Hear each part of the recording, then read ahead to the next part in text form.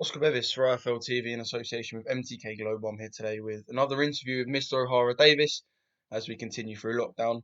OD, I'll be honest, we just had a little chat on the phone and I said there's no better place than IFL TV to grab a reaction to the press conference between yourself and Aunt Lee Fowler on Matchroom's channel. First things first, how much fun did you have? Because from an outside perspective, it did look like you was enjoying yourself. I did. It was actually a lot more fun than I thought it would be. I've never done one of those before. I haven't had the heated press conference in a long time. Back when I was under Matchroom, I was having I was having literally conferences that were quite heated all the time. And since that Matchroom split come, the conferences have been fairly played down. So it was good to get back into that old feeling again. Right, now, be honest with me, how much planning went into the video of Fowler getting dropped by Fitzgerald and the olive oil next to the next to the sofa?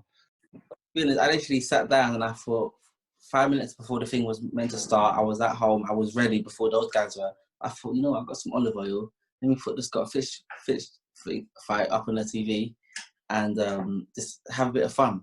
And it worked because I could see that it did get under Anthony Fowler's skin. It definitely got under his skin. And that's what I wanted to do. How do you think Anthony Fowler took some of the things that you were saying? It seemed like you were dictating the back and forth. So when he walked away from, the press conference at the end, how do you feel like he would have been feeling about the whole thing?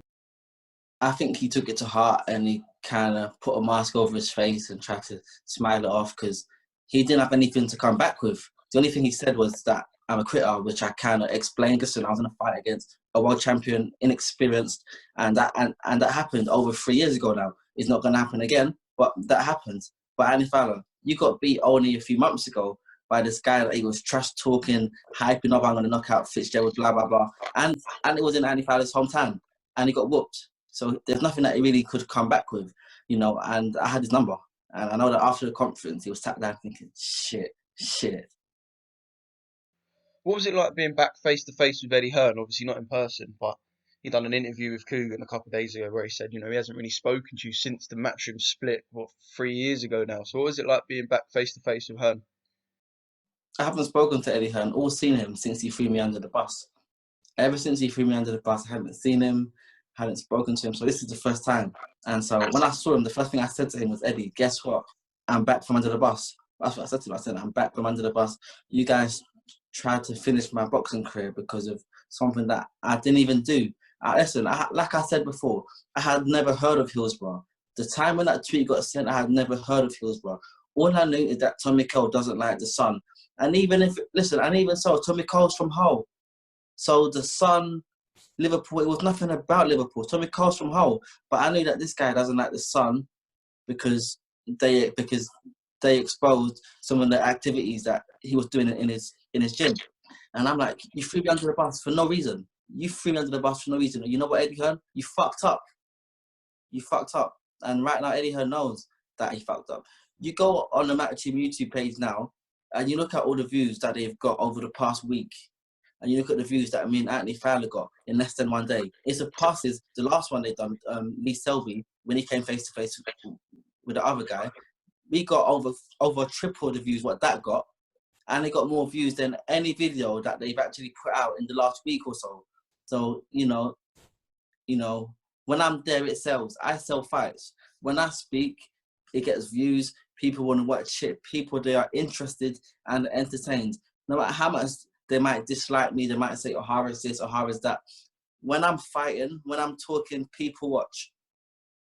And Eddie Hearn thought that Matchroom made me. Eddie Hearn thought that I owe Matchroom. Matchroom made me into the person that I am. Like, no. I had to let Eddie Hearn know. Matchroom didn't make me. I made me. I made myself sell. Obviously, the future of Matchroom doesn't depend, obviously, on yourself. They've got so many big fighters over in the States, etc. But with sort of the lack of boxing... And what I want to let Eddie Hearn know is that the future of me doesn't depend on Matchroom either. Matchroom or not, I'm good, I'm fine. I don't need Matchroom to get big fight persons. Everyone talking about the biggest fight persons are with Matchroom. That's not true. I got paid more with Frank Warren than I was getting offered by Eddie Hearn. And I'm earning more now than I earned when I was in the Matchroom. But one thing for sure, and that is I'm an asset to Matchroom. They're not an asset to my boxing career. I mean, what I was going to say was, like I said, and the future of Matchroom doesn't depend on you. But do you feel like domestically, we've maybe seen the domestics set up in Matchroom take a bit of a backstage as they move with the zone in the USA? Do you feel like domestically, if you were on Matchroom, you would be their sort of biggest and their most profitable and their most viewed fighter out of the domestic stable? 100%. If you look at their 140-pound stables, ever since I left them, yeah, and that's right, I didn't get kicked out. I left them. Eddie's trying to make it seem as if I got dropped. Nah, I left them. Who have they signed at 140 pounds since I've been there? They've signed a few fighters at 140 pounds, but none of them sell like I sold. None of them are as interesting as I am. None of them put as many bums on seats than I did. So, Ed Hearn thought, we lost Ohara Davies, we're going to try to keep our super lightweight thing going. Nah, he fucked up. Their super lightweight stable now ain't doing nothing. Bobby Davis Jr. Who's he? Who even knows who he is? Trying to promote these guys? They're not promotable. They're garbage. They're trash. Eddie Hearn misses me, and I could see it in his face during that conference call when I spoke. I could see it. In his face.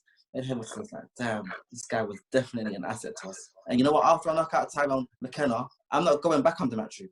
That phase of my boxing career is done, over. But I tell you what, I do want to do now. I want to fight against Matchroom fighters, and I want to defeat them. Eddie Hearn threw me under the bus. Now it's my turn to get him back. I want all the fighters that Matchroom have got. It don't matter what weight class they are. Get me Aunt Lee Fowler, 2 weights above me. I don't care. If you're signed under Matchroom, I want you. Straight up. I mean, that's a big statement, and I'm sure people are going to have things to say about that. But yeah, you and Fowler now, obviously, Fowler Fitzgerald domestically is a big fight. It's a fight people are interested in. But do you feel like, despite the fact your back and forth has lasted barely a week, do you feel like you and Fowler is now pushing towards being a bigger fight than Fowler Fitzgerald? Me and Aunt Lee Fowler have been going back and forth online for about 5 days now. It's been less than 1 week. And you look at how many people are now interested in this fight. And you look at how many people are now talking about this fight. Eddie Hearn said it himself. Aunt Lee Fowler versus me right now is bigger than him versus Fitzgerald Part 2. Aunt Lee Fowler versus me is bigger than that fight. Why? Because it's me, Ohara Davies. Aunt Lee Fowler's name doesn't sell. Fitzgerald's, his name does sell. But Aunt Lee Fowler's name doesn't sell. But my name sells a lot more than many fighters. And listen, it don't matter whether it's me versus Anthony Fowler, me against anyone, it will sell. It will sell. And the only time when I don't sell is when I'm not talking trash. But whenever I decide, you know what, I want to talk some trash, I want to give the boxing fans some excitement. They are all interested in me. They're all here. They're all looking forward to hear what I've got to say. No one cares about Anthony Fowler. No one. I haven't seen you guys interview him. I haven't seen anyone interview him. Only a few small boxing pages here and there. They go interview Aunt Lee Fowler, but there's been no one big time that really wants to hear what he's got to say. You know why? Because they can't understand him with the accent that he's got. I don't know what. Listen. I cannot understand the word this guy says. Him and his friends, like they're using some weird ass words and they talk fast as hell. You can't understand him. You cannot understand him. And up from where he's from, they've got a language of their own. They've got a language of their own, and the only people that can understand them are the people that come from where they come from. But around where I'm from, listen, I don't know what he's saying. So I'm talking to him on that Zoom call, and then I'm getting asked a question by him, but I never understood what he's even saying. So I'm just talking, I'm just going off. I'm trying to guess what he's saying, but I didn't even understand the cunt. What are your thoughts on the actual format of the press conference, by the way? Because, we done one on the channel with Tom Little and Lucas Brown. It was received well. The one with you and Aunt Lee Fowler on Matchroom's channel, I think it was well anticipated. Is it something that only really works between certain fighters, though? For example, the way you and Fowler have been going for each other's necks, is that why the press conference works? And, for example, why it may not work with you and Tyrone McKenna, let's say? Yeah, like with Tyrone McKenna, like after me and Aunt Lee Fowler had our beef over Twitter, Tyrone McKenna tried to jump in, try mom. Like he's a bit jealous that he ain't getting no airtime, he ain't getting no shine, ain't no one talking about him, and he tried to butt in and say, Ohara Davies, don't forget you're fighting me next. And you know what? I didn't even see it, but a lot of the fans responded, and they said to him, "Shut up! No one cares about you, Tyrell McKenna. No one cares about you. Go and sit in your little hole. Go and sit under your little rock. This doesn't concern you." And you know what they said next? That they weren't interested in seeing me v him. That's what they said. That's what they said. They said it makes sense if you can step aside and you let Ohara Davies and Anthony Fowler fight. Tyrell McKenna, no one's interested in this guy. No one's interested in his fights. No one wants to see that. I don't want no e-press conference with him. I don't even know the guy that well. There ain't no beef. He's like, this guy is not on my level. There's no beef. This guy is a no one to me. He's not even a good boxer. Let me just fight him, knock him out, get my fight purse, get my contract, and I'm gonna move on. I'm not helping this guy sell. I'm not gonna help him make his name any bigger than it is. I'm not helping him. But Anthony Fowler, I don't mind helping him because he's got a decent platform. Tyrell McKenna's an absolute no one, a complete nobody. And I can't mix with guys like that. One thing I do want to address is a tweet sent by your coach, Angel Fernandes. It's 6 o'clock now, so this was literally sent about an hour before we were recording this video. He said he wouldn't entertain a fight between you and Anthony Fowler at £150. I can imagine that's something you were quite disappointed by. And how much discussion had you and Angel actually had about this? I never knew that until I saw it on Twitter, which was about 5-10 minutes ago. I was on Twitter and I see Angel because I didn't get tagged in the thing, so I was literally looking through and I saw it. And I haven't spoken. Well, we have spoken about it here and there, but you know, he put online. He said, if Ohara Davies takes his fight, I'm not going to be a part of it. Which I can understand that because Angel is a careful coach, a strategic coach, and to go up by £10 is a lot. If me and Anthony Fowler, if this fight happens, he'll be coming into the ring at £170, £175. I'll be coming to the ring at £145. So there'll be a £30 weight difference between me and Anthony Fowler on fight night. And I can understand where he comes from as a coach. He was like, listen, I'm not going to be a part of it because it's dangerous. This ain't this boxing. This is Ohara Davies' health being put at risk.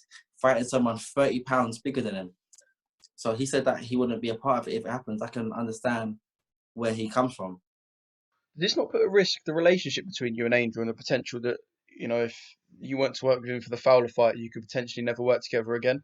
Of course not. Of course. But the thing about me and Angel have got a good friendship, and not many people understand me, but me and Angel, we get along well, and he understands me. That's why I respect him a lot more than others do. Not only is he a good coach, we've got a good friendship, and we have a lot of laughs and jokes. And you know, if that fight was to happen, Angel wouldn't be involved, and I can understand that.